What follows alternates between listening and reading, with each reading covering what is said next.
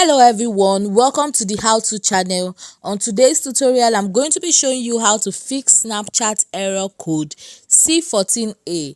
Now guys, you might have gotten an error code that tells you that something went wrong and the error code is C14A. Now that is a very common issue usually caused because of faulty network. So what you want to do first is to check that whatever your phone is connected to, that you have a very reliable internet connection. So you want to go ahead and check your Wi-Fi or whatever your phone is connected to and make sure that is properly connected.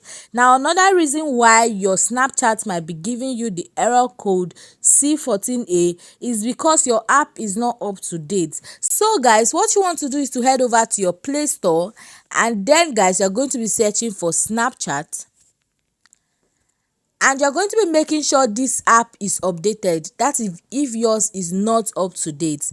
Now guys, if updating your app does not work for you, next thing you have to do is to force stop Snapchat, and then you're going to be reopening it. Now how do you force stop Snapchat? I'm going to head over to my settings, and then I'm going to go to apps